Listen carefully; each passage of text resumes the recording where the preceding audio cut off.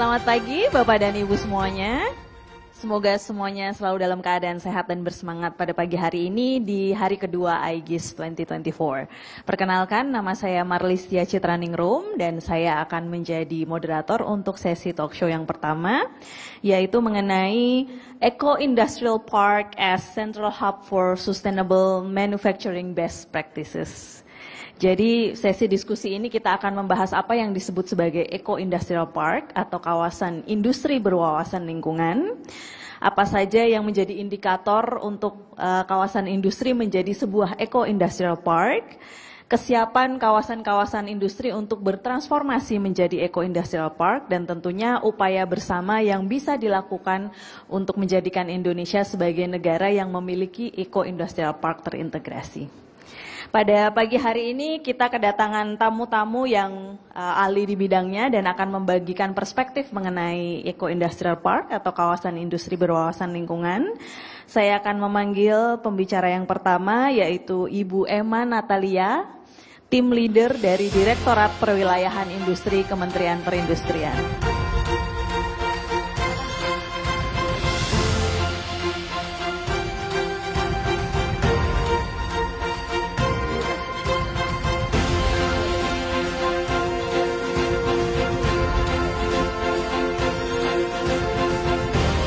Oke, kemudian yang kedua kita kehadiran Bapak Sani Iskandar, Ketua Umum Himpunan Kawasan Industri Indonesia atau HKI.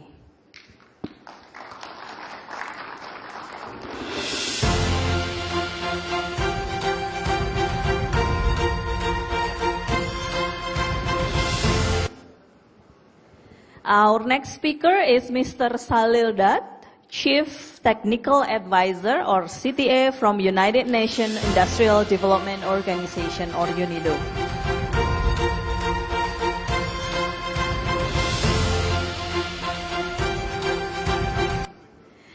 Oke, dan berikutnya adalah Ibu Cynthia Hendrayani yang saat ini menjabat sebagai Chief Operating Officer PT Jababeka Infrastruktur.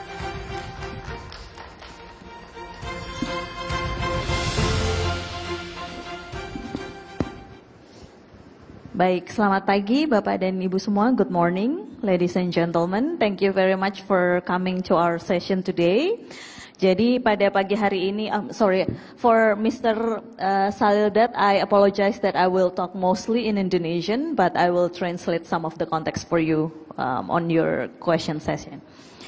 Oke, pada pagi hari ini kita akan membahas mengenai Eco Industrial Park dan terms atau istilah ini sudah banyak disebut-sebut tidak hanya di Indonesia tapi juga secara global dan masih banyak pertanyaan mengenai sebenarnya yang disebut sebagai Eco Industrial Park itu apa? Kawasan industri berwawasan lingkungan itu apa?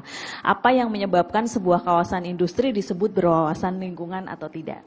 Jadi yang pertama saya akan ke Bu Emma dulu dari Kementerian Perindustrian. Bu Emma, mengenai Eco Industrial Park ya Bu, kalau sekarang sudah ada istilah-istilah EIP atau KIBL, sebenarnya bagaimana Kementerian Perindustrian mendeskripsikan atau menerapkan prinsip-prinsip Eco Industrial Park ini? Cek. Oke. Baik, selamat pagi semuanya. Terima kasih Bu Citra untuk pertanyaannya. Jadi Ibu Bapak sekalian, saya dari Direktorat Perwilayahan Industri yang memang kami dari segi organisasi menjadi pembina dari kawasan industri di Indonesia. Dan saat ini memang secara regulasi Bu Citra sudah diamanatkan dalam PP 20 tahun 2024 di pasalnya ke-79 bahwa arah dari pengembangan kawasan industri adalah bahwa perusahaan kawasan industri dapat menjadi kawasan industri berwawasan lingkungan yang memenuhi aspek manajemen kawasan, pengelolaan lingkungan, sosial, dan ekonomi.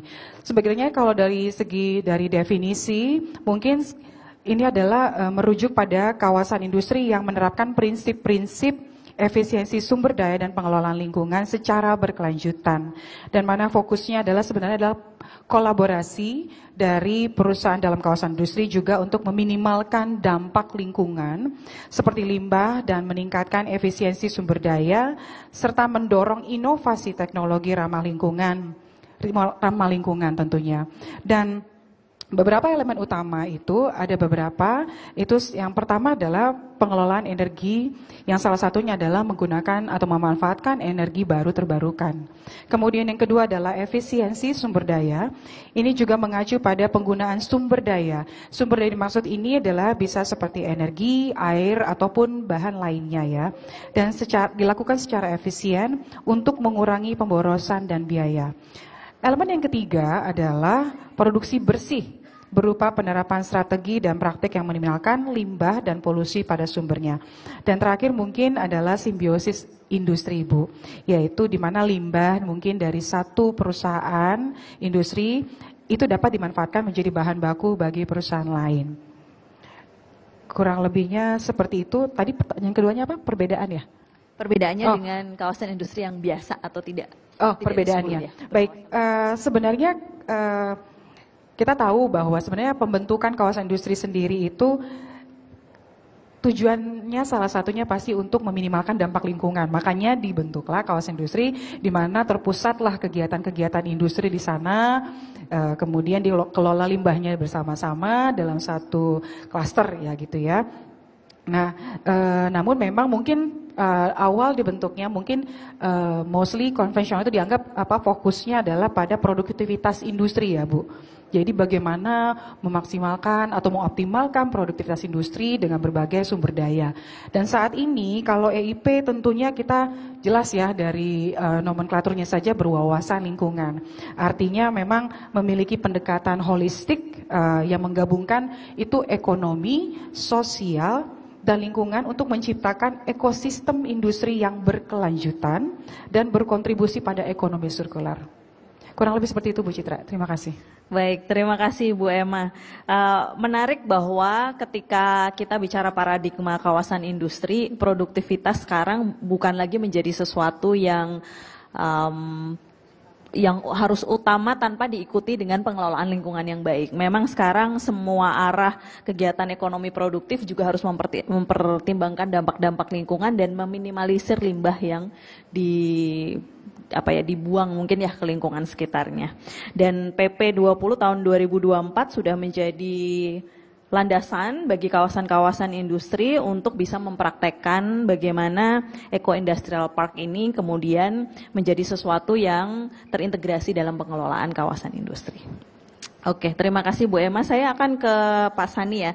Pak Sani Iskandar ini selain menjadi Ketua Umum Himpunan Kawasan Industri Indonesia, juga merupakan Direktur Karawang International Industrial City atau KIIC dan tenaga ahli Menteri Perindustrian. Jadi tentunya sudah sangat paham mengenai perindustrian di Indonesia ya Pak. Kalau melihat prinsip dan paradigma EIP atau kawasan industri berwawasan lingkungan, Pak Sani, bagaimana HKI melihat bahwa prinsip-prinsip atau paradigma ini bisa menjadi sesuatu yang diterapkan oleh anggota-anggota HKI dan terutama memfasilitasi peran anggota HKI untuk bisa menerapkan EIP atau KIBL, Pak Sani.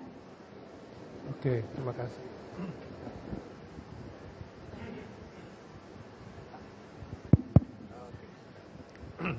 Ya, terima kasih Bu Citra.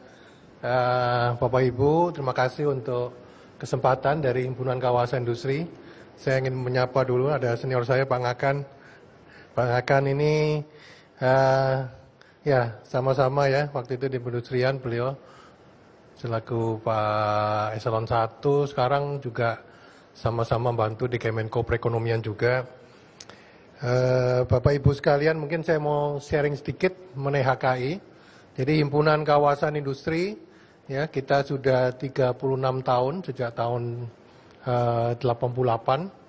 Ya, dan kalau melihat daripada perjalanan pengembangan kawasan industri, ini kemarin kita rayakan bersama Pak Sekjen di Bandung, kita sudah 50 tahun sejak kawasan industri yang pertama itu di Pulau Gadung tahun sekitar 73-74. Jadi saya mau katakan ini karena ini ada hubungannya dengan yang sekarang sudah menuju ke Eco Industrial Park, ya, atau mungkin sudah bahkan Smart Eco Industrial Park. Jadi saat ini kawasan industri, anggota himpunan kawasan industri sudah ada 115 kawasan industri, ya, tersebar di 24 provinsi, dan kita sebagai HKI kita terus ya mempromosikan, ya, jadi peranan kita di dalam wadah HKI khususnya yang terkait dengan Eco Industrial Park ini, tentunya kita disupport luar biasa oleh Pak Salil dari UNIDO. Terima kasih Pak Salil. Ya, jadi untuk mengakomodir perkembangan daripada Eco Industrial Park. Jadi dalam hal ini HKI berperan penuh ya di dalam melakukan kegiatan-kegiatan yang sifatnya promosi, publikasi untuk meningkatkan kawasan industri, mengembangkan konsep Eco Industrial Park. Kemudian yang kedua di sini HKI juga berperan aktif di dalam advokasi penyelesaian masalah-masalah atau memfasilitasi dengan kementerian-kementerian terkait yang berhubungan dengan bagaimana pembangunan kawasan industri berorientasi kepada wawasan lingkungan yang terintegrasi. Yang ketiga, kita juga mendukung riset-riset yang diadakan di dalam rangka pengembangan Eco Industrial Park. Jadi Bapak Ibu sekalian, jadi perkembangan kawasan industri itu sekarang sudah memasuki pada generasi yang keempat. Ya.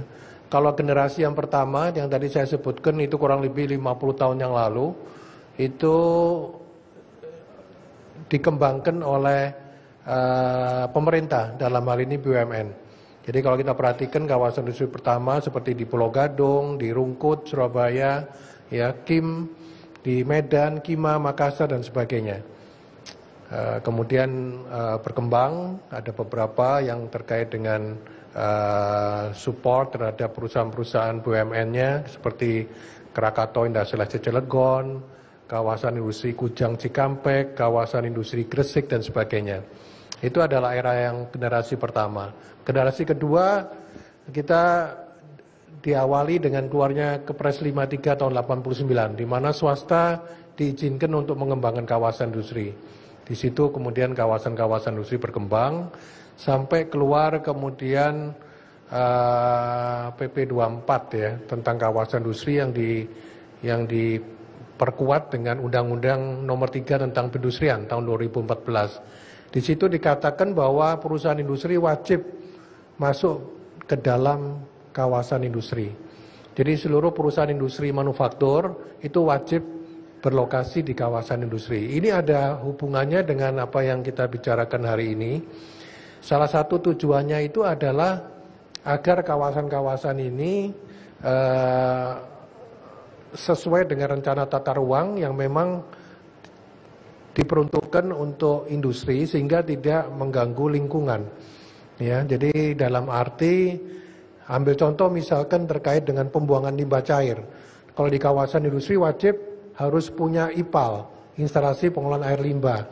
Jadi seluruh buangan air limbah ya itu akan bermuara di kita punya wastewater treatment plant untuk kemudian diolah ya dan kemudian keluar ke badan permukaan sungai hanya melalui satu outlet.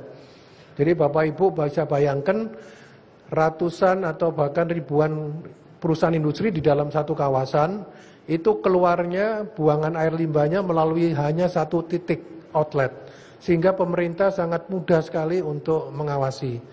Dibandingkan dengan kalau yang di zona-zona industri, Bapak Ibu sekalian, ya, jadi di beberapa lokasi ya, di luar kawasan industri, ya, di zona-zona seperti di Tambun Bekasi, di daerah Kerawang Timur, apalagi di daerah Ranca Ekek ya di Bandung yang waktu itu juga ada programnya Pak Luhut Citarum Harum, itu masing-masing industri itu membuang air limbahnya ke badan permukaan sungai dan itu sudah pasti banyak yang tidak melalui pengolahan daripada air kotornya itu.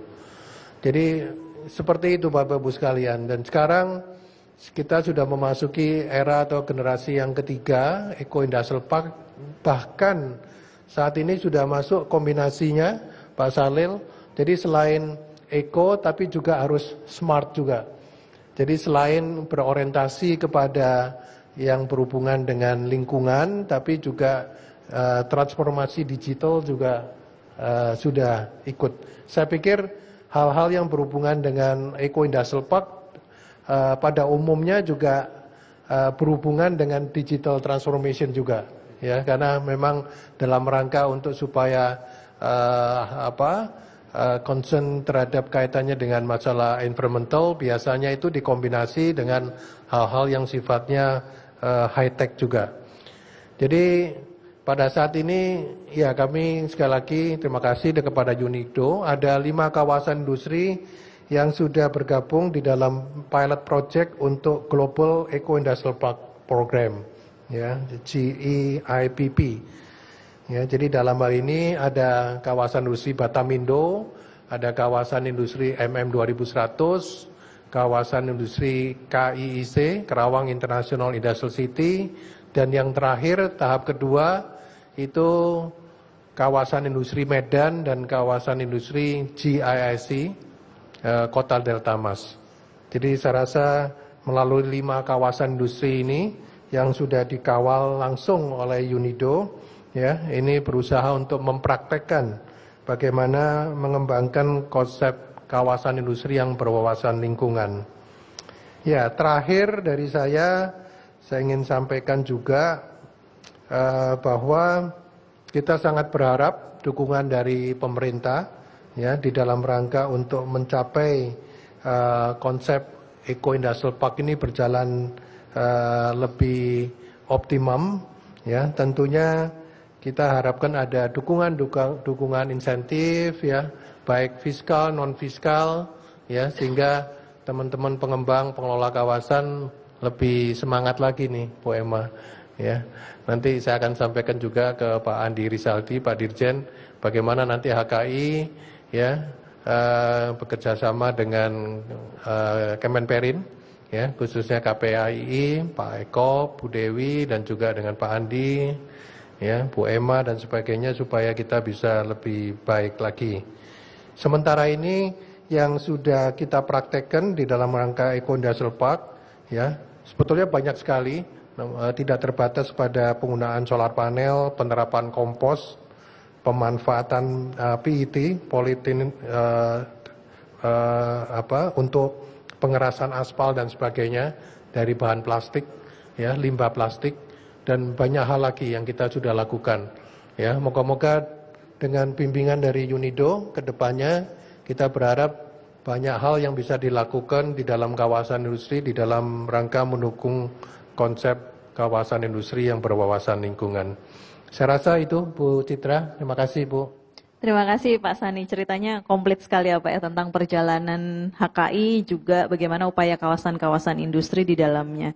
Kalau boleh follow up singkat ya Pak Sani, untuk menerapkan Eco Industrial Park, bagian mana yang paling susah Pak untuk kawasan industri menerapkannya? Ya, yang paling susah itu mungkin nanti Pak Saleh juga bisa cerita.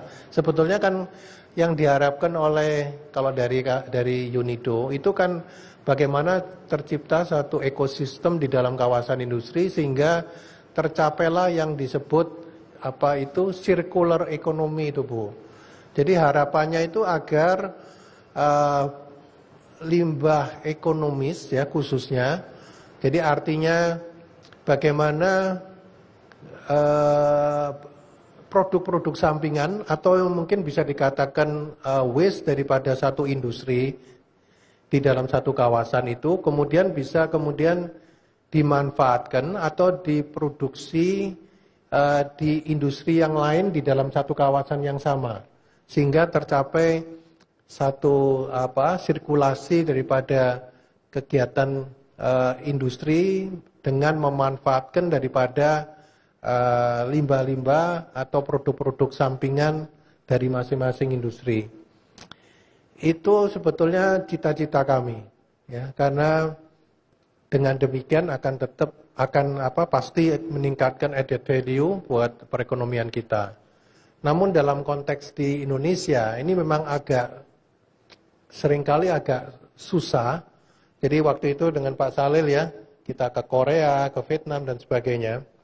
itu memang ternyata di Indonesia ini mungkin Bapak Ibu tidak menduga ya, kira-kira kendalanya itu di mana? Kendalanya itu di masalah aspek sosial. Jadi terus terang aja, produk-produk sampingan atau limbah ekonomis, itu kalau mau keluar dari satu pabrik itu sudah banyak yang ini, Bu Citra. Dari sebelumnya itu sudah merongrong gitu. Itu mohon maaf ya, jadi teman-teman dari segala macam lah yang mengatasnamakan putra daerah lah, apalah ya, segala macam ya, lembaga-lembaga itu untuk kemudian minta jatah gitu, bahwa nanti apalagi ini kalau industrinya industri yang berhubungan dengan metal, Bu. Jadi kayak misalkan elektronik, otomotif, itu limbah ekonomisnya itu berupa potongan-potongan dan scrap metalnya. Wah, itu jadi rebutan. Rebutannya itu sampai, mohon maaf, sampai ribut, sampai demo, dan sampai pernah ada kejadian sampai terjadi adu fisik dan segala macam, dan itu menimbulkan korban. Jadi yang sebetulnya ya kemarin juga ada demo di salah satu kawasan, itu sampai satu pabrik itu mau mengeluarkan limbah ekonomisnya itu ditahan, dan sampai pabriknya itu juga di istilahnya itu ditutup gitu ya. Jadi bisa bayangkan Pak Salil, itu kita perjuangannya luar biasa.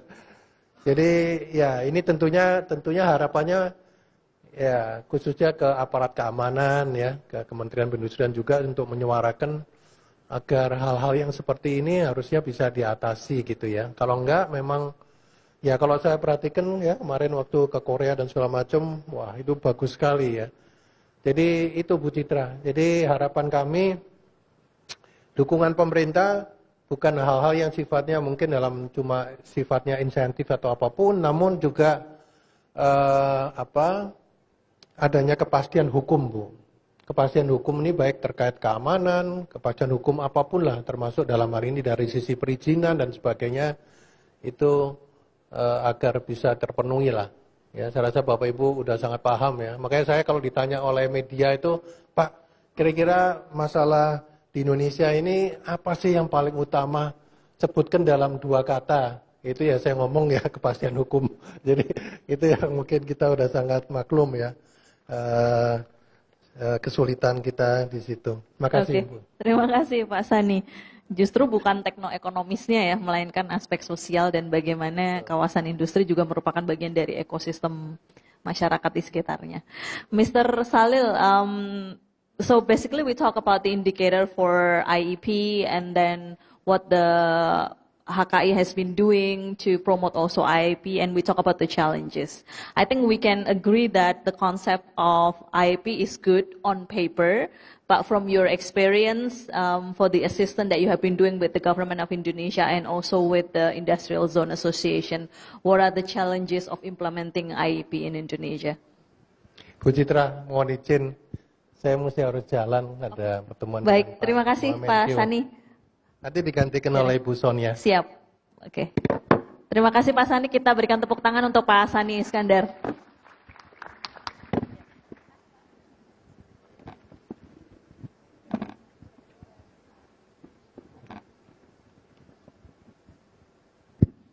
Thank you, Ibu Chitra. And thank you, Ibu Emma, for talking about this Pepe Duapulu and everything. And thank you, Pasani, for providing input how HKI is also collaborating and his thoughts about future work for eco-industrial parks. Maybe before coming to the challenges in Indonesia, challenges of Indonesia are no different than other countries. Okay, so they are almost similar. I can also cite some unique challenges, but before that, I would say that UNIDO started working on eco-industrial parks about 12 years ago. Why? Because until then, most of our work was focusing on industries, but that was sector specific. So we have done a lot of work in textile, pulp and paper, cement, fertilizer, MSMEs, but that work was sector specific. Even in Indonesia, when we started resource efficient and cleaner production program, that was also sector specific. So we started working on eco-industrial park about 12 years ago with the support of Global Environment Facility.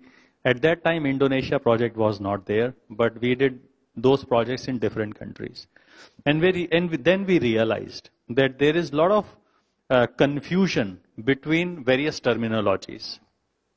Because many organizations were saying sustainable industrial park, eco-industrial zone, and so on. So a lot of terminologies were there, and that's why UNIDO, World Bank, and GIZ came together, and we developed one international framework for eco-industrial parks. So I think this terminology is well accepted because it is not confusing. There is a publication, International Framework for EIPs, published first time in 2017, and then second edition was in 2021, which highlighted 4 pillars, as Ibu Emma also mentioned in his talk, that industrial park management performance, economic performance, social performance, and environmental performance. So there were 4 pillars.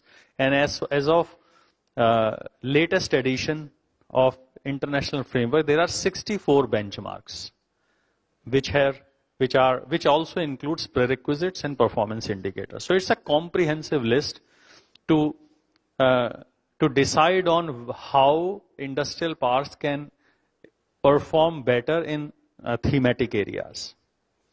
In Indonesia, we started with resource efficient and cleaner production program that had some component for eco-industrial parks, or let's say industrial parks. And then with the support of Swiss Secretariat for Economic Affairs, we started this Global Eco-Industrial Park Program, which is now running in 7 countries, which are Peru, Colombia, South Africa, Egypt, Ukraine, Vietnam, and Indonesia. We also added this year for small activities 5 additional countries, which are Morocco, Moldova, Bangladesh, Cambodia, and Tanzania. Now, the challenge, first challenge, as I mentioned, was the terminology. Because let us not get confused. And in Indonesia, with the support of Ministry of Industry, HKI, and Ibu Cynthia is here, but we also got support from various industrial parks to understand that eco-industrial park model can actually work. The program is focusing on both policy aspects and showcasing aspects in industrial parks. So first challenge, the coordination. So eco-industrial park, or let's say industrial park, is a cross-cutting issue between various ministries. Coordination was one challenge because 64 benchmarks include various activities where stakeholders are very different. So Ministry of Industry is our national counterpart, and with the decree, with the Minister of Industry decree number 3174, which was issued in 2022, the interministerial forum was created. That was actually unique. So on one hand, I'm talking about the challenge, but also how we overcame it. So the decree was issued, 11 ministries are participating in this interministerial forum, and we are having various roundtables, at least 2 every year. We already have about 6 roundtables until now, since November 2022, in last 2 years. So that was one challenge which we overcame. Now, there are certain different challenges because in every country, I would say, industrial development was focusing on sector. We never put more emphasis on how can we optimize when all the industries are working together. So still in Indonesia, the concept for industrial symbiosis, industrial synergy is new. It has been discussed with interministerial forum as well, and hopefully we will be able to come out of that. As Pasani also mentioned, this circular economy also have a lot of challenges, but we can capitalize on how working together in the industrial park because many industries can provide input. Now, access to finance may be another one, not for all the industrial parks. Many of the industrial parks have good financial capital, but Indonesia in industrial park is also very diverse. So we cannot generalize. Many industrial parks may be having some, sustainability related issues for their business models. Another thing is that industrial parks, in their business continuity plan, they generally do not talk about various challenges which the whole industry is facing related to climate change. So everybody is talking about the improvements, but not in a systematic manner. So I think systems should be included for climate change, GHG emission reduction, and so on. So systemic changes are also required on this. We also assess industrial parks against the benchmarks. One challenge is information, because many of the benchmarks are related with industries or tenant companies. Industrial parks in Indonesia have different models. One is like airlines, full service airlines and a cheap or economic airline, right? So a full service airline generally have a lot of information about their customers because they want to support them very well, but not everybody. So information is another thing. When we were doing assessments, many of the indicators park management will say, we don't know actually. We don't know. So I think that kind of information gathering at an industrial park level is critical, so that many options for improvement can also be evolved. Coming to last one, which is the social one, if I compare Indonesia with other countries, I will not say Indonesia is the best, but Indonesia is among top performing countries on social aspects, which are listed in the benchmarks. However, again, the survey, the information gathering, whether the employees are satisfied, whether the neighboring communities are satisfied with the performance of industrial parks, or let's say what kind of social infrastructure is there, what kind of schemes are there, that is not there. So I think industrial parks also need to have more rigorous feedback system to ensure that everything is on track. Gender is also one aspect. So gender performance, which is not so bad, but is by default. So industrial park, for example, in a garment factory, majority of the workers are women. So we cannot say on gender balance the organization is performing well. We need to see what an organization is doing for women empowerment or for gender balance. So everything by default is going right in a right direction, but I think some effort needs to be put into the strategy to overcome that.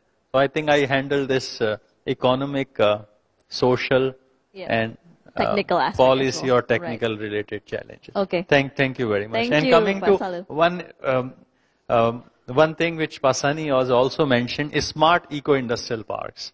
UNIDO is having a country program with government of Indonesia, and as one of the components, we are also supporting for digitalization industry 4.0. A smart eco-industrial park, so smart we consider as an inbuilt or embedded aspect of eco-industrial park. We can always specify additionally, but we also developed smart solutions for eco-industrial parks, which many industrial parks implemented. So we will continue that, and that's a good idea, which we are supporting fully, not only through Global Eco-Industrial Park Program, but with our intervention with Government of Indonesia in country program. It is already there. Thank you very much. Thank you very much, Pak Salil, for the comprehensive explanation about what entails Eco-Industrial Park and how we overcome the challenges in Indonesia. Sebelum ke Bu Cynthia, saya memanggil penggantinya Pak Sani dulu ya Bu Cynthia. Ibu Sonia Adriati, Vice Executive Director Himpunan Kawasan Industri Indonesia. Berikan tepuk tangan untuk Ibu Sonia.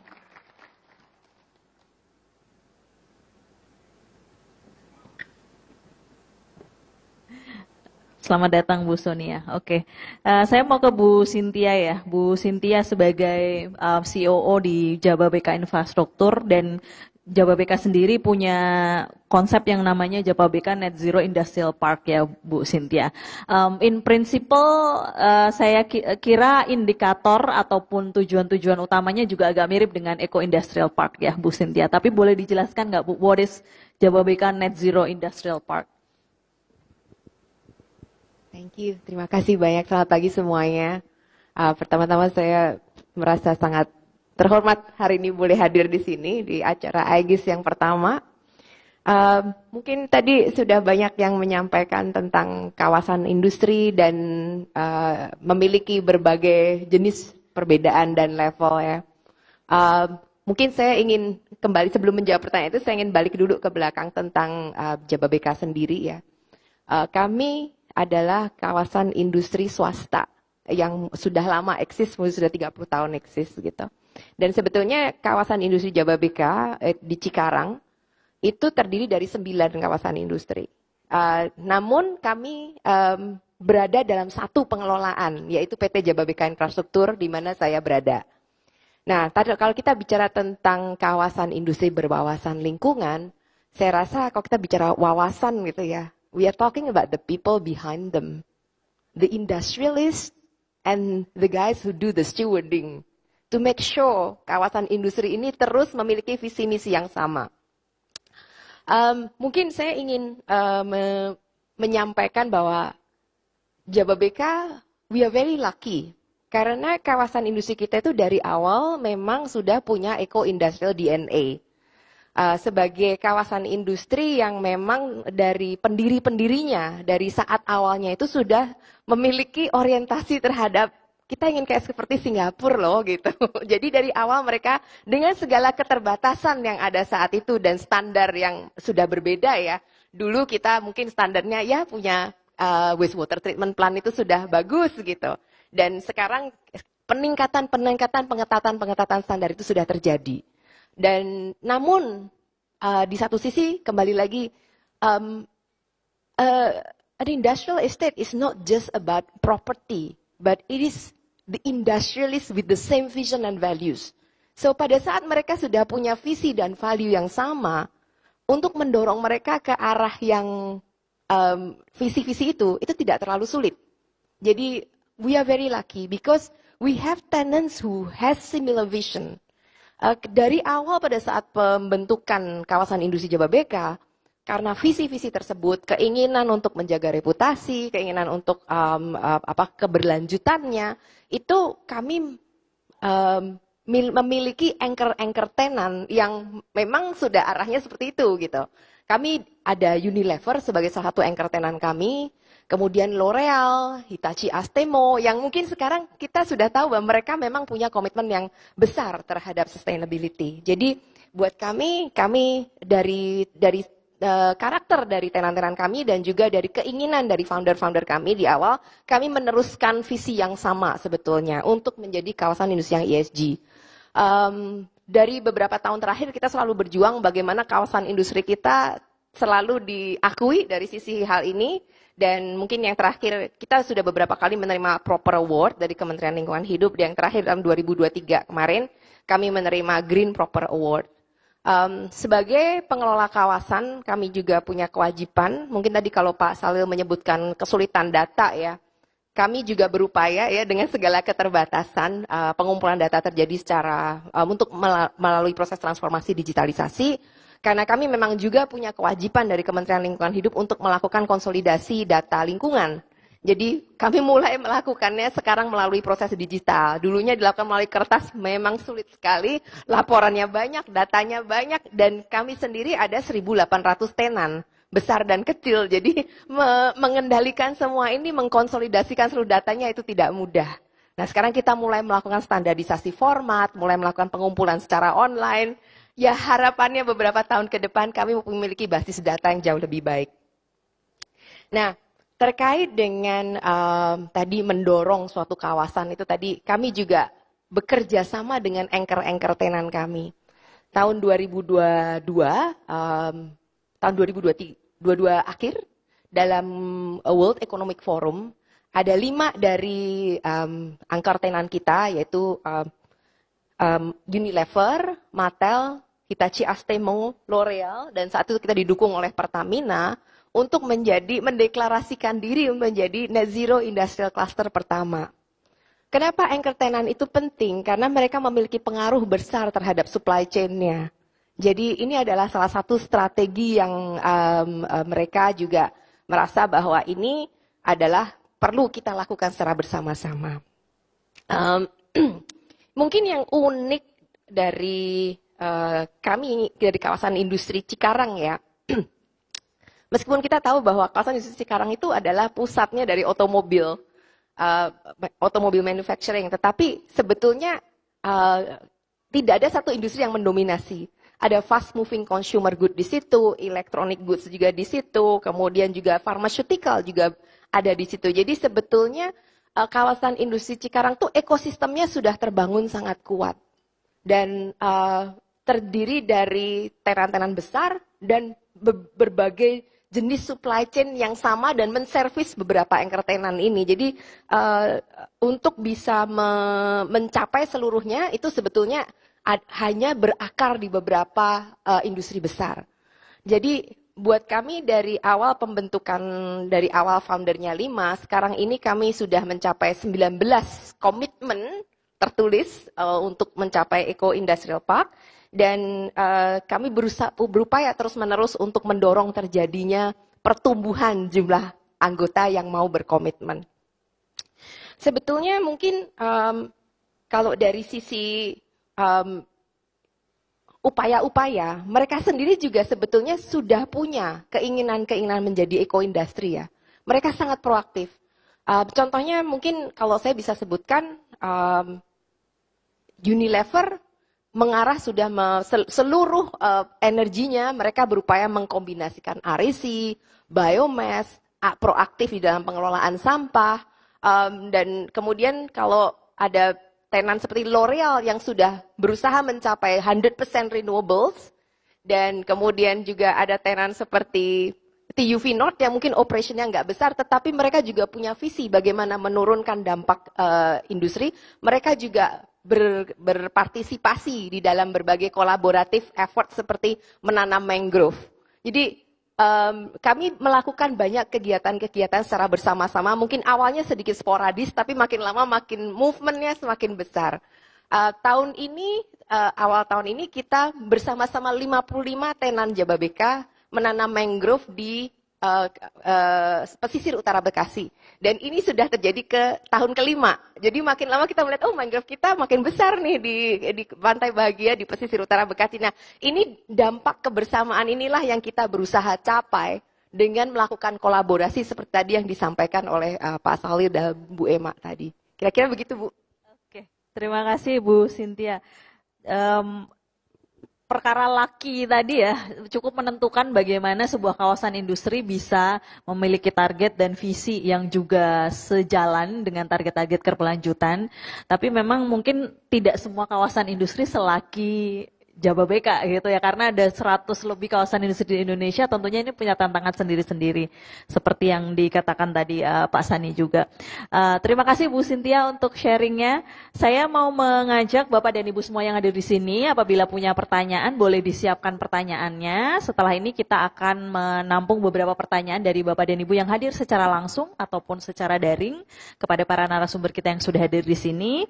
Saya mau ke Bu Emma dulu sebelum nanti pertanyaan ya Bu Emma, karena mewakili pemerintah ya Bu Emma. Kalau kita lihat dalam lanskap kawasan industri di Indonesia itu ada beberapa hal yang perlu dicermati terkait dengan tantangannya. Meskipun misalnya standar ataupun panduan yang berbasis internasional seperti yang dikeluarkan oleh UNIDO itu sudah ada, apakah ini serta-merta cocok Bu untuk diadopsi di Indonesia? Mengingat tadi ada nature dari pengelolaan kawasan industri yang tidak sama satu dengan yang lainnya, dan mungkin juga tenan-tenan yang tidak bisa semuanya punya visi misi yang sama dengan ESG atau keberlanjutan.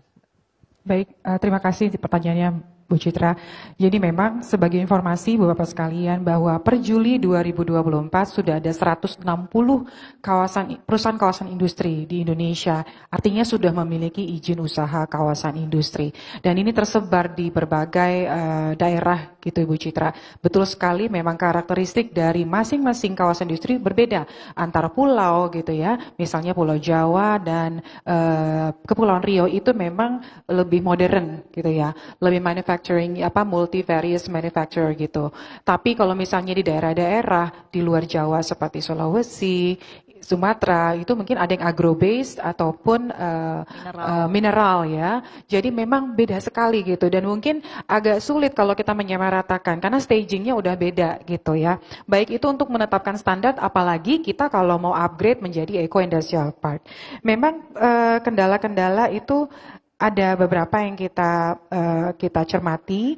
Pak Salih juga sudah menyebutkan kendala-kendala itu, walaupun dari sisi kami mungkin yang paling sering kami dengar adalah misalnya kendala, baik itu kendala finansial, investasi awal ya, tidak semua siap, kemudian juga kendala teknis tentunya, artinya ini juga nanti terkait dengan sumber daya manusia industrinya juga Mbak Citra ya. Dan kemudian regulasinya ya, memang kita masih tahapan dalam harmonisasi regulasi dan segala macamnya ya. Dan kalau menurut kami untuk kawasan industri yang sudah ada, ini memang mungkin agak sedikit berat gitu ya, karena dari yang sudah eksis, bagaimana nih, mulai dari mana gitu kan. Jadi memang perlu ada perubahan benar-benar ya, dan juga modernisasi. Jadi proses perubahan ini mungkin dari menyesuaikan dari infrastrukturnya yang ada gitu ya. Contohnya infrastruktur energinya lah gitu ya. Kan sudah ada yang mulai dari mengembangkan energi baru terbarukan seperti solar panel gitu ya. Dan hal-hal yang membuat mereka menjadi lebih ramah lingkungan. Kemudian tentu tadi ada pendanaan. Jadi perlu memang mungkin menjadi salah satu tugas pemerintah juga bagaimana membentuk suatu skema pendanaan gitu ya, membantu ya. Walaupun ini memang masih terus dalam diskusi dan pembicaraan ya, untuk membantu perusahaan dalam menerapkan teknologi ramah lingkungan yang tidak murah ini. Ya, tapi termasuk mungkin ini yang agak mungkin nanti jadi menarik ya, itu tentang carbon credit itu ya, carbon credit dan apakah memang ada subsidi gitu untuk pemanfaatan energi baru terbarukan, itu kita masih perlu diskusi lagi. Kemudian, nah ini pelatihan dan edukasi, ini sangat penting. Tadi seperti yang Ibu Cynthia sampaikan, dorongan-dorongan terus ya Bu ya gitu ya. Jadi karena memang mungkin tadi berbeda-beda gitu. Dari awalnya tidak terlalu memahami, sekarang pelan-pelan mulai memahami, atau bahkan ada yang sudah mulai fokus. Jadi memang terus sekali pelatihan dan edukasi, khususnya bagi pengelola kawasan dan perusahaan untuk memahami pentingnya bagaimana mengimplementasikan praktek berkelanjutan. Sementara untuk kawasan industri yang mungkin masih baru, nah ini mungkin agak lebih mudah karena mungkin perencanaan di awal sudah bisa terbentuk dari awal. Tetapi ini juga nggak tahu nih Bu Sonia, ada nggak nih? Udah ada belum ada yang punya inisiasi untuk itu? Gitu. Jadi tapi kita akan selalu berkolaborasi dengan HKI tentunya untuk melihat mana nih yang perlu didukung gitu ya Bu. Untuk program-program banyak nih seperti UNIDO itu juga kita selalu berdiskusi dan lain sebagainya. Artinya kunci keberhasilan itu tentu adalah kolaborasi, sekali lagi Bu Cynthia, Bu Citra, pemerintah, industri, masyarakat ya, dukungan regulasi, edukasi, dan tentu mungkin di kedepannya juga ada suatu standar penilaian ya, mungkin bukan yang suatu hal yang wajib dulu bagi kami, tapi standar penilaian yang jelas dan terukur itu yang perlu kami susun Bu, untuk menilai sejauh mana keberhasilan kawasan industri dalam menerapkan praktek-praktek berkelanjutan tadi. Mungkin dari kami itu Bu, terima kasih. Oke, terima kasih Bu Emma. Saya akan persilahkan Bapak dan Ibu yang hadir secara luring di ruangan, bila memiliki pertanyaan untuk para narasumber kita yang ada di sini, silakan mengangkat tangan. Oke, saya lihat 1, 2. Oke, 2 dulu ya. Sama untuk panitia saya minta tolong jika ada yang menanyakan lewat Zoom untuk ditayangkan di TV yang ada di depan. Yang paling depan sini, Mas, Ibu. Kemudian ada satu lagi di belakang. Nanti tolong angkat tangan lagi ya Pak ya.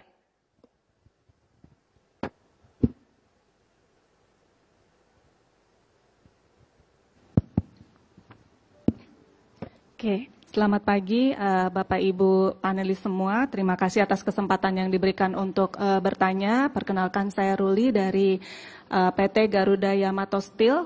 Jadi kami dari Steel Industry. Pertanyaan pertama saya sebenarnya ditujukan untuk Pak Sani, tapi karena beliau sudah tidak ada, mudah-mudahan ada yang Bu bisa Sunia, ya menjawabnya.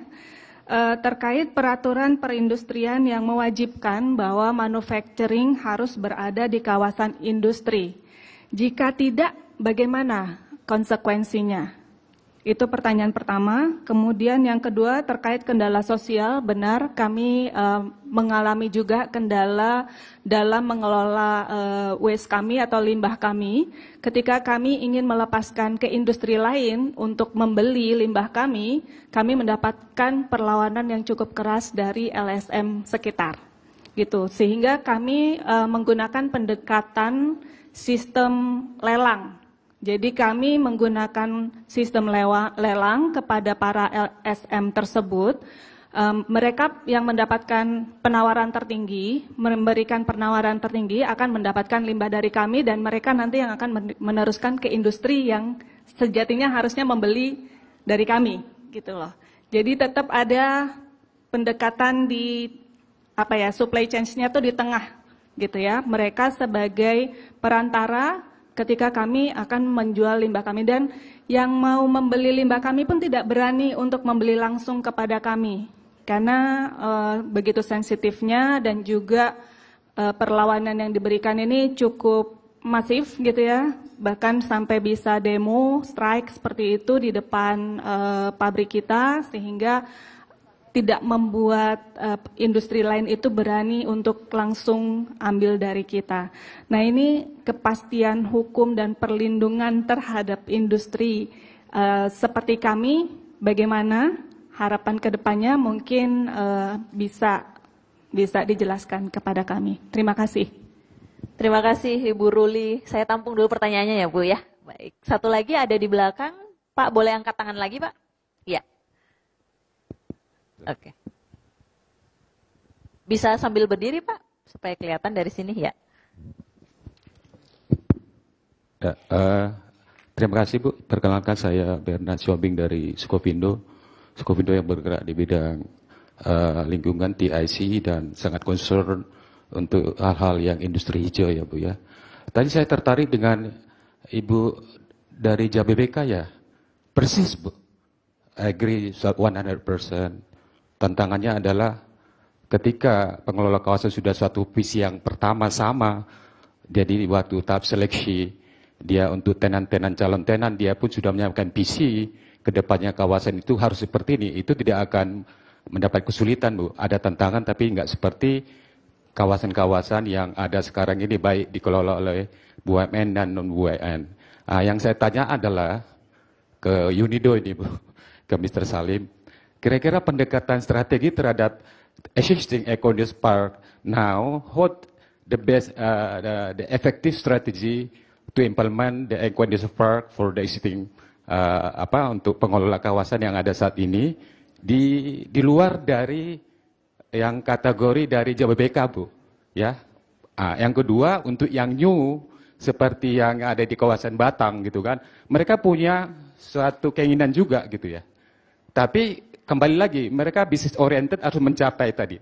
Tenan-tenan itu coupling harus terisi gitu Bu. Bagaimana pendekatan paling efektif Bu, supaya kita juga bisa seperti di negara lain yang sudah implementasi sekian tahun dan kita masih tertinggal gitu Bu.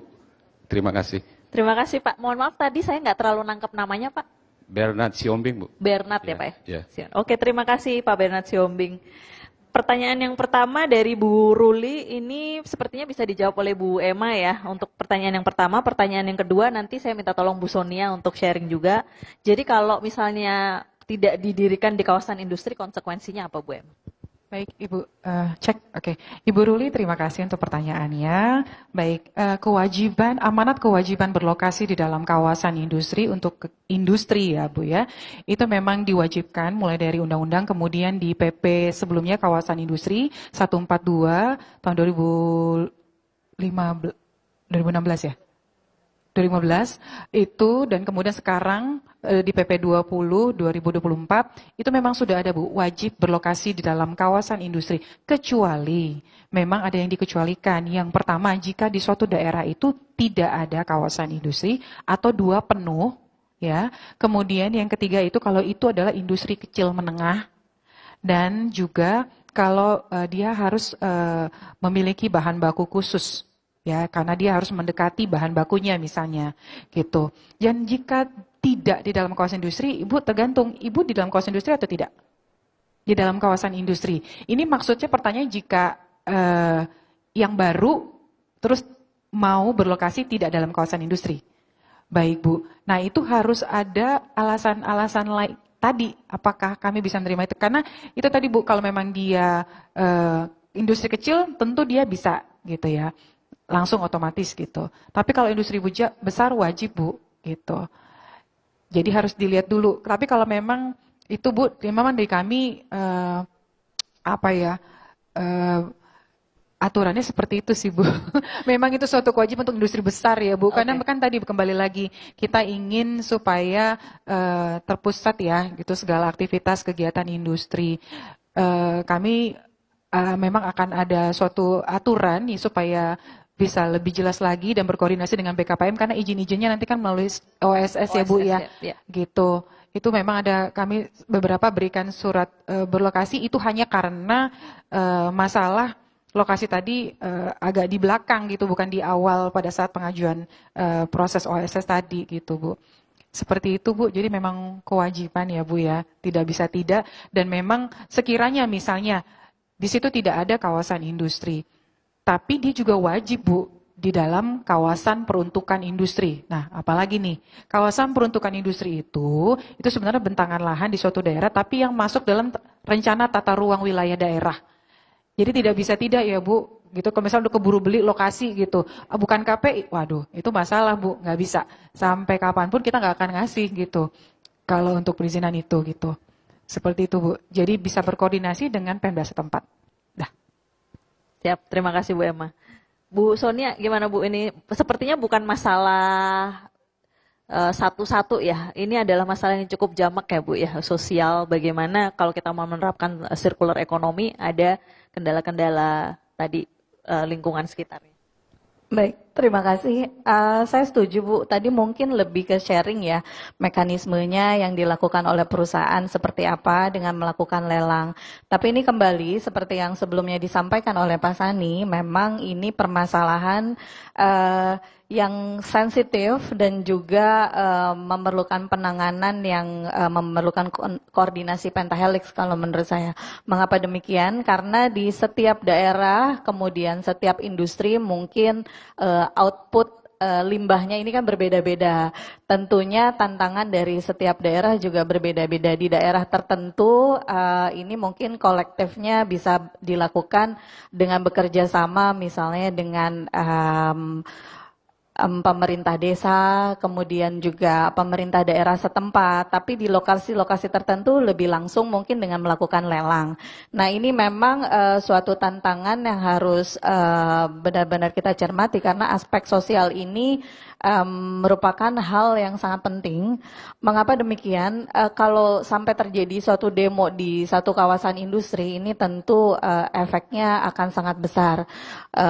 Misalnya seperti terjadi penutupan di satu lokasi kawasan industri, ini juga akan berpotensi untuk bagi perusahaan-perusahaan lain di dalam kawasan industri tersebut tidak bisa beroperasi juga atau tidak bisa mendistribusikan barangnya gitu ya.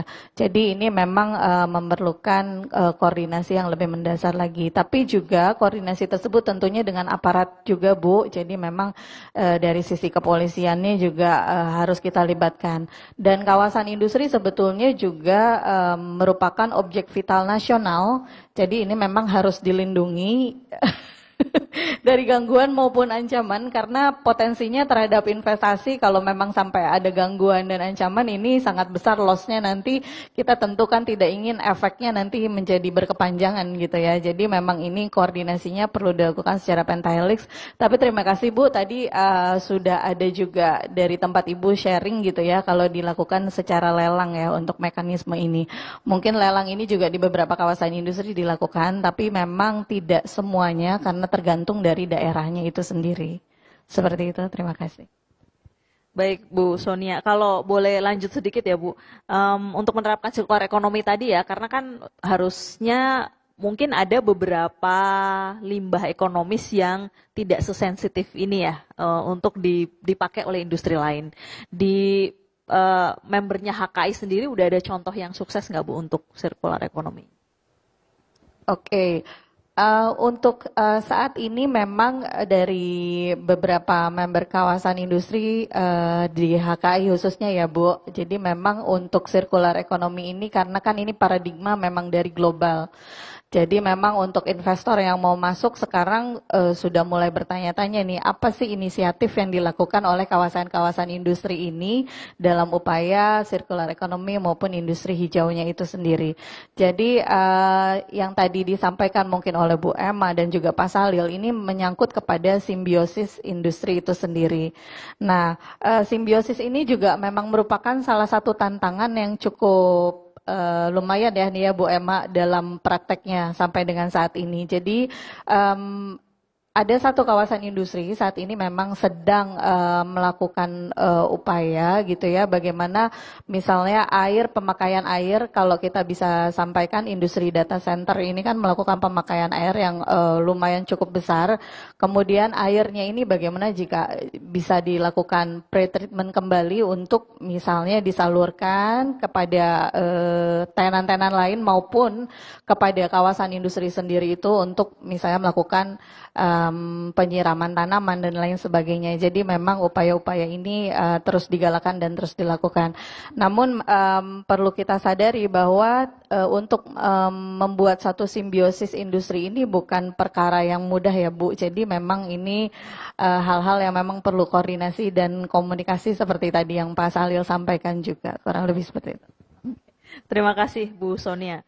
Memang kalau dibicarakan sepertinya agak gampang gitu, tapi pada penerapannya itu yang sangat kompleks ya, Bu Sonia.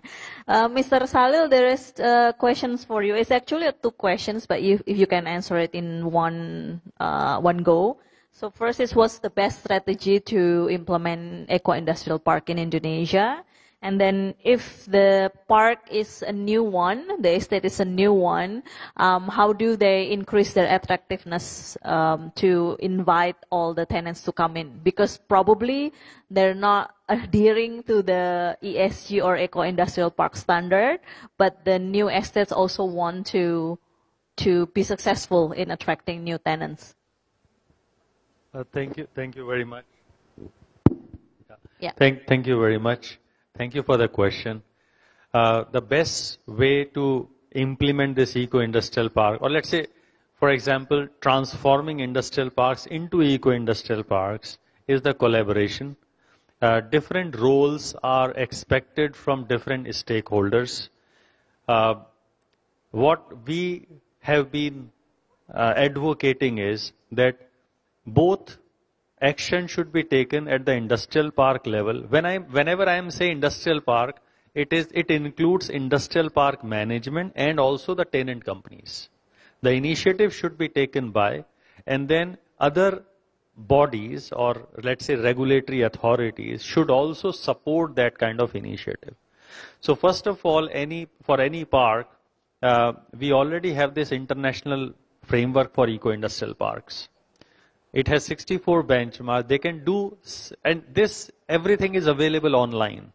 It is a public document. So industrial parks can evaluate where do they stand right now. They can also identify some areas for improvement, and then they can look for the options. So whether those areas for improvement is just to initiate some systemic changes in the industrial park. Other example, maybe they actually require some technological intervention, so they can look for. If they require some access to finance, they can look for. And then also if there is some regulatory or policy related challenge in implementing that, then government role also comes into picture. Government or other stakeholders need to also see how do they incentivize eco-industrial parks. Incentivizing means two things. One is what benefits eco-industrial parks can have if industrial park transform into eco-industrial parks. That is one aspect, but other aspect is also once industrial park transforms into eco-industrial park, it is more resilient for survival. So it is more sustainable, so that it can be ensured that industrial park can continue their operations for a longer time, or let's say for forever. So with that kind of thinking, if some policy or regulatory mechanisms should be changed, it has to be changed. Otherwise, some benchmarks may be challenging. That also keeps me to another point for circular economy. Ibu Sonia was also talking about it. Until now, we have been optimizing at an industry level. But in the industrial park, we can actually optimize everything at an industrial park level, which is park management authority or park management entity and the industries. So they can come together.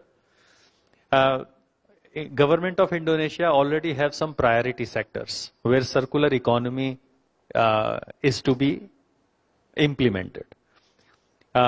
Few of the sectors are predominantly existing in industrial parks. So some action can be done at the industry level, but some action from the park management which is facilitation.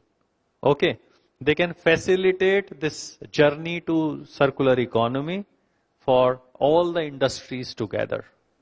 I think that is a very critical role which industrial park has to play. So I always say industrial park has a big role of facilitation, and facilitation. Okay, Hakai has been playing a very critical role one is collaborating at a park level, but collaborating at a national level among the industrial park, and I think that should continue. One thing I also would like to mention, Ibu Cynthia says that importance of anchor tenant, okay, or she is lucky that she got good tenant companies. But similar people attract each other, right? So if the park management is also proactive, it is very likely that they will get the proactive tenant companies. So I think at the industrial park level, there should be some willingness or commitment to move towards EIP. Globally, we have seen that when people or investors are looking for industrial parks, in the current situation where ESG compliance and many things are from the buyer side, especially companies who are European companies, Western companies, they are looking for industrial parks which can actually perform. I'll give you an example. There is an industrial park, East London Industrial Park in South Africa. Mercedes-Benz is one of their anchor tenant. And Mercedes-Benz told East London Industrial Park, if they cannot provide electricity or energy, net zero energy, in next couple of years, they will relocate to other industrial park. So I think that kind of tenants are also there. So an industrial park is putting up a huge solar power plant with $40 million investment. They don't want Mercedes-Benz to go. Right. Okay. Okay. So I think those kind of things are also pushing. So investors are also looking for industrial parks which are more resilient, where they can operate forever. Okay, so that is one kind of market-related advantage in the eco-industrial parks here. Okay, Thank you very much. Thank you, Pak Salil. Yeah, I think attractiveness to answer the global or market pressure is quite important to show the benefit of eco-industrial park in Indonesia. Saya mau ke Bu Cynthia karena tadi disebut juga ya Bu ya, beyond laki ya, menurut saya ini kan bukan sekedar faktor laki aja bahwa ada visi sustainability dari Jababeka, kemudian anchor tenannya juga seperti itu. Dan sekarang juga mulai banyak sekali perusahaan yang berkomitmen untuk menggunakan 100% energi terbarukan kan ya, yang join ke movement RE100 namanya. Dari sisi manajemennya sendiri Bu, gimana caranya untuk tetap mempertahankan appetite untuk bisa tetap melakukan produksi berkelanjutan di antara tenan-tenannya dan juga sekaligus mengajak yang lainnya untuk ngikutin para anchor tenan yang sudah progresif ini Bu Cynthia. Thank you for very challenging question. Ya, sebetulnya bagaimana sih kita mendorong mereka untuk terus komit di situ? Mungkin kalau dari pengalaman kami ya, kebetulan kami punya 2 kawasan industri. Yang pertama adalah Jababeka di Cikarang, yang kawasan industri existing, dan juga kami juga punya kawasan industri Kendal, yang emerging. So, kami harus menghadapi 2 sisi, yang satu harus bertransformasi, yang satu lagi harus memulai yang baru, bagaimana menjaga supaya visinya tetap sama. Dari 2 kawasan industri ini, pengalaman kita adalah bahwa motivasinya berbeda. Kalau di kawasan industri baru, motivasinya adalah bagaimana attracting tenants yang punya misi yang sama. Bagaimana mencegah mereka untuk masuk ke industri yang tinggi karbonnya. Salah satu upaya yang kami lakukan tentunya adalah, pertama adalah the right master plan. Master plan-nya harus benar dulu kan gitu. Kemudian yang kedua adalah bagaimana kita menyediakan infrastruktur yang rendah karbon. Dan dengan demikian pihak-pihak yang masuk ke situ biasanya mencari yang memang sudah memiliki keinginan ke arah situ gitu. Contohnya di Kendal yang masuk ke kawasan industri, kawasan ekonomi khusus Kendal adalah industri EV. Kemudian juga solar panel. Ya, solar panel gitu. Jadi memang sama sih tadi sudah disebutkan Bapak dari Sukovindo bahwa memang master plan-nya mengarah ke situ gitu. Yang kedua, untuk kawasan industri yang sudah existing, seperti di Cikarang, itu peran pengelola kawasan itu sangat besar. Karena tadi efek fasilitasi tadi yang disampaikan, memang fasilitasi itu penting gitu. Karena kami sebagai pengelola kawasan, kami juga harus menjaga rambu-rambu agar industri ini tetap selalu berada di dalam rambu-rambu hukum lingkungan. Nah, tentunya bagaimana mereka mau comply itu kan nggak mudah ya. Kami punya satu divisi khusus yang tugasnya memantau performa lingkungan gitu. Dan kemudian juga itu kami terapkan di dalam komitmen pada saat mereka masuk ke kawasan dan juga di dalam estate regulasi kita yang selalu diperbarui.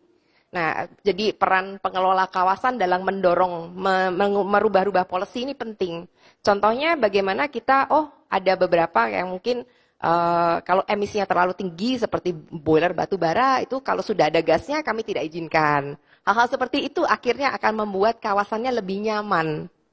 Tetapi motivasi ya adalah hal yang penting ya, bagaimana kita selalu bergerak di dalam suatu kawasan industri. Karena pertama, mungkin kalau dari kacamata saya sebagai pengelola dari kawasan industrinya, saya selalu memikirkan bahwa, kalau kawasan kita tidak beradaptasi, nah kita akan mencapai suatu posisi di mana kita akan ditinggal oleh tenan akan pindah. Daya saingnya menurun ya Bu? Daya saing kita akan menurun, seperti halnya yang terjadi di Detroit ya. Detroit mungkin tahun 70-an itu adalah the epicentrum of automobile industry. Today mereka decline gitu karena tidak melakukan adaptasi.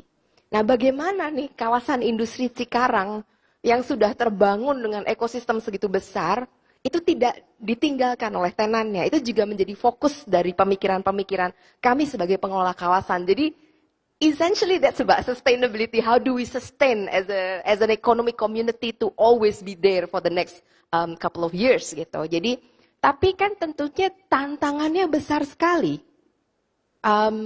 Urbanisasi itu terjadi begitu berat contohnya di utara gitu ya, dan masalah itu mengakibatkan begitu banyak kawasan industri, begitu banyak pembangunan-pembangunan yang mengakibatkan apa yang dulu kita bisa dapatkan dengan mudah sekarang tidak lagi gitu ya.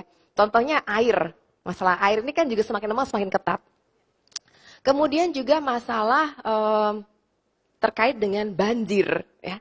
Makin lama karena begitu banyak urbanisasi di hulu, akhirnya permasalahan manajemen air ini menjadi topik utama nih di kami sebagai pengelola kawasan. Bagaimana kami mengatur pompa-pompa air, investasi-investasi yang kami lakukan itu berubah. Jadi dulunya kan mungkin arahnya ke pembangkit listrik, penyediaan energi yang sekarang kita menjadi bagaimana kita melakukan manajemen air. Nah itu juga tantangan bagi kami sebagai pengelola kawasan juga harus berubah dan bertransformasi. Demikian pula dengan aspek sosial yang tadi disebutkan. Kalau masalah limbah ini klasik ya, semua pengelola kawasan menghadapi hal yang sama. Tentunya kami harus membangun strategi nih ke depannya. Karena nggak mungkin kalau kita bicara tenan-tenan yang besar ini, mereka tuh punya kebutuhan. Mereka diwajibkan oleh pemegang sahamnya bahwa mereka harus mengelola sampah itu dengan bertanggung jawab contohnya. Bagaimana, apakah kemudian kalau umpama ada LSM mengambil sampah kemudian ditempatkan di pinggir sungai, apakah itu bertanggung jawab? Kan tidak gitu. Jadi harus ada bukti-bukti, ada sertifikat yang mereka harus terbitkan bahwa itu sudah terkelola dengan sebagaimana semestinya. Saya belajar dari aspek sampah B3 yang benar-benar diatur secara ketat oleh Kementerian Lingkungan Hidup. Nah, ini nggak ada masalah karena ada tujuannya. Nah, yang sampah-sampah limbah lainnya itu mungkin adalah efek dari bertahun-tahun tidak ada ketertarikan ke arah situ ya. Jadi tidak ada aturan, tidak ada regulasi. Jadi akibatnya itu seperti hutan belantara lah gitu. Aturannya ya siapa yang paling kuat yang dapat gitu kan. Makanya terjadi isu-isu seperti ini. Nah, mungkin dari sisi kami sebagai pengelola kawasan, kami juga berupaya membangun strategi. Bagaimana mengalihkan aspek-aspek seperti ini, baik dari pertama tentunya kita melihat dari sisi sosialnya. Kenapa timbul isu-isu seperti ini gitu. Jadi kita approaching that on the soft aspect and also from the infrastructure aspect.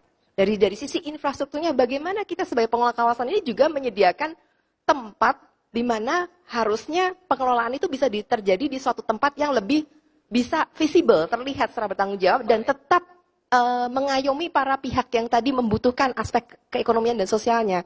Ini adalah pemikiran-pemikiran yang harus kami lakukan sebagai pengelola kawasan. Jadi adaptasi seperti ini harus terus terjadi ke depannya. Oke. Terima kasih Bu Cynthia. Ya, harus agile, proaktif dan juga adaptif ya untuk tetap mempertahankan daya saing kawasan. Ada satu pertanyaan online, ini barangkali Bu Emma atau Pak Salil bisa menjawabnya secara singkat ya. Kita hanya punya waktu 3 menit tersisa, jadi pertanyaannya cara menentukan baseline emisi GRK per produknya ya berkaitan dengan indikator Eco Industrial Park. Apakah kita udah sampai ke situ atau ini masih jadi pembahasan Bu Emma? Baik, terima kasih. Baik, terima kasih untuk pertanyaannya. Memang betul sekali. Kami ini kan basisnya international framework ya, yang memang dibantu oleh UNIDO juga. Dan memang aspek-aspeknya yang akan dinilai itu adalah aspek lingkungan, sosial, ekonomi, serta manajemen kawasan. Terkait dengan aspek lingkungan, kita akan ada beberapa benchmarknya atau indikator. Ya tadi dari 64 itu yang menjadi international framework, kita akan pilah gitu ya. Pilah untuk kita sesuaikan dengan kondisi Indonesia. Tentu tidak bisa kita terapkan murni semuanya gitu. Dan hal ini juga sudah dilakukan seperti negara Vietnam. Mungkin mereka hanya mengambil sekitar kalau nggak salah 23 indikator. Kemudian mungkin Kolombia baru ya Pak Salil juga mungkin. Tapi saya belum lihat nih Kolombia seperti apa. Tetapi yang pasti kalau untuk Vietnam itu 23 plus dia itu setidaknya ada di kawasan industri itu ada satu bentuk simbiosis industri Mbak Bu Citra, itu makanya disebut sebagai Eco-Industrial Park. Nah, kalau di kita memang masih untuk diskusi Bapak Ibu sekalian, sehingga ini tentang, dan juga pasti dengan unit dari Pusat Industri Hijau, bagaimana menentukan nanti dari baseline dari emisi GRK ini Bu. Jadi memang belum bisa kami sampaikan di sini saat ini. Terima kasih. Terima kasih, Pak. Mr. Pasalil, you want to add about calculating the baseline for emission, greenhouse gases emission for each product in the eco-industrial park? Technically, how we do it? Okay, so that is called specific emissions by a product. So suppose you are manufacturing X quantity, or let's say 1,000 pieces of a product, and then your total emission from the production is about 10,000 metric ton of CO2 equivalent. So if you divide by 10,000 by 1,000, you get your specific emissions by an individual product. So that's how it works. Globally, the target is by 2030, we have to double the reduction in the energy intensity of in products through energy efficiency measures. So if you see the targets for 2030, we have to triple the generation of renewable energy. We have to double the reduction in energy intensity, and we have to reduce by methane emissions by 75%. And that's how energy outlook at a global level looks like. So this is related with the energy efficiency. The baseline is to be established by the industrial park. International framework also is a guidance. It's not a standard. We are not, as of now, certifying any industrial park as an eco-industrial park. However, this framework requires what needs to be done. Okay. So that is, that way it can be calculated and it can be pursued through energy efficiency means. Taking this opportunity, I forgot to address one of the aspects of the previous question, how new industrial parks can actually follow this EIP model. So out of the 64 benchmarks, about 30% of the benchmarks are also applicable to the new industrial parks, which is related with creating a shared infrastructure, which any industrial park will do before they invite the tenant companies, creating systems, for example, your water supply lines for your wastewater, collection system, wastewater treatment system, energy distribution system, your overall infrastructure, your security and everything. So that those amount to about 30% of the total indicators, including your strategy for business continuity. So what kind of aspects you want to consider. And then UNIDO has developed various tools which are also freely available. We can send you the link, otherwise if you search on this. There is one specific tool which is a spatial planning tool and master planning tool, which can also be used by the new industrial parks so that they are developing the whole infrastructure in line with the ambition of eco-industrial parks. And for existing industrial parks also there are various tools available. So I think all can make use of it. Thank you very much. Okay, thank you Pak Salil. Baik Bapak dan Ibu semuanya, sesi kita sudah habis waktunya. Mari kita berikan tepuk tangan untuk para narasumber kita pada pagi hari ini. Ibu Emma, Ibu Sonia, Pak Salil, Ibu Cynthia. Membicarakan Eco-Industrial Park ternyata nggak cukup 1,5 jam ya, harusnya mungkin 2 hari ya untuk membahas semua aspek-aspek dan tantangannya juga. Sebagai kesimpulan, Eco-Industrial Park merupakan salah satu upaya untuk menjadikan Indonesia sebagai negara yang punya daya saing industri dan kawasan industri, memberikan benefit jangka panjang baik berupa pengurangan emisi gas rumah kaca, penggunaan energi yang lebih efisien, pengelolaan lingkungan yang lebih berkelanjutan, dan tentunya perlu memperhatikan aspek kontekstualitas di Indonesia. Ada banyak standar internasional atau panduan yang ada, namun Indonesia memiliki karakter-karakter berbeda yang tentunya perlu menjadi pertimbangan untuk bisa membuat kawasan industri Indonesia menjadi lebih berwawasan lingkungan yang memang menganut nilai-nilai keindonesiaannya. Terima kasih sekali lagi, berikan tepuk tangan untuk para narasumber kita pada pagi hari ini.